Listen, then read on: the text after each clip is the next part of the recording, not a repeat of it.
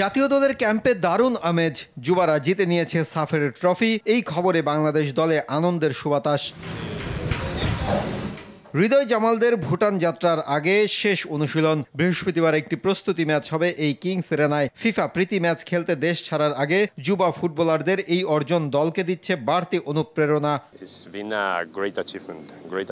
দারুণ অর্জন, সবাই এই অর্জনে অনুপ্রাণিত। অনূর্ধ্ব-20 দল থেকে বেশ কয়েকজন জাতীয় দলে ডাক পাবে।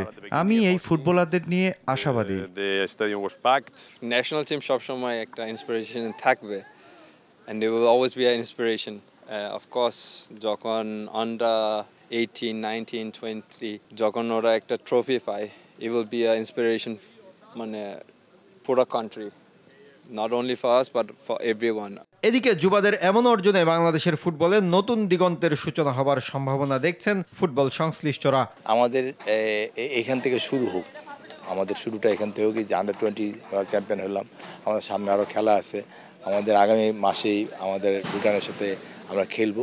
তো এইটা থেকেও কিন্তু আমাদের ন্যাশনাল প্লেয়াররা শিক্ষা নেবে যে না, 20 যদি আন্ডার-20 পারে, আমরা কেন পারবো না। এই প্রথম আন্ডার-20 চ্যাম্পিয়ন হলো, অবশ্যই একটা এই ক্রান্তি লগ্নে আমি মনে করি ফুটবলের এই সময়টা বাংলাদেশের ক্রান্তি লগ্নে আমি মনে করি ক্রিকেট যেমন সাফল্য এনেছে টেস্ট জিতে, আমাদের আন্ডার-20ও এই সাফল্যটা বহন করেছে। এটা হলো শুরু।